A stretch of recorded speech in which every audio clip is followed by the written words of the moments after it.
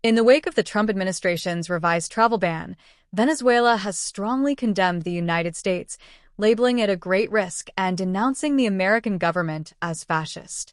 The ban, which extends to include Venezuela along with North Korea and several predominantly Muslim countries such as Iran, Somalia, and Syria, has sparked international criticism and concern.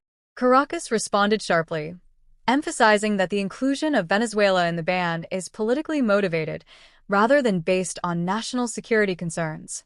Venezuelan officials argued that the real danger lies in the repressive and discriminatory policies of the U.S. government itself, accusing it of using immigration control as a geopolitical weapon.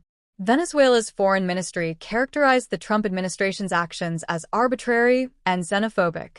The ban specifically targets certain Venezuelan government officials and their families, citing a lack of cooperation in verifying traveler identities and sharing public safety information.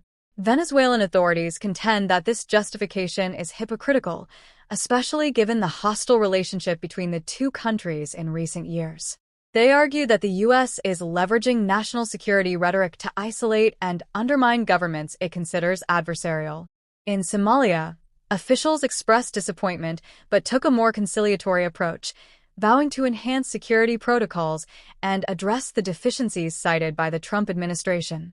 Somali leaders emphasized their commitment to cooperation and expressed hope that improved efforts in passport control and information sharing might eventually lead to their removal from the list. This response highlights a diplomatic tightrope that many countries affected by the ban must walk, balancing national pride with the practical need to maintain relations with the U.S. Iran's reaction was more visceral and emotional.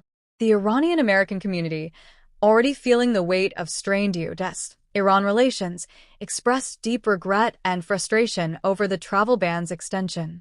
Many Iranian Americans are now permanently separated from family members or unable to sponsor visits, causing a painful sense of alienation. The Iranian government itself denounced the ban as a continuation of hostile U.S. policies toward Iran, asserting that the ban had no legal or moral justification and served only to punish ordinary people rather than improve security. The inclusion of non-Muslim majority countries like Venezuela and North Korea appeared to be an attempt by the Trump administration to counter claims that the travel ban was rooted in religious discrimination.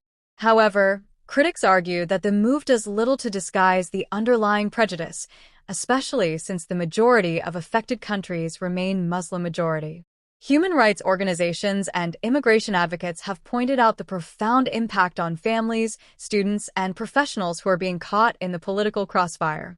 Overall, the global response to the revised travel ban has ranged from defiance to disappointment, with countries trying to balance internal sovereignty and dignity with the strategic realities of maintaining a working relationship with the United States. While the Trump administration maintains the ban is vital for national security, many see it as a deeply polarizing move that undermines diplomatic trust and perpetuates division.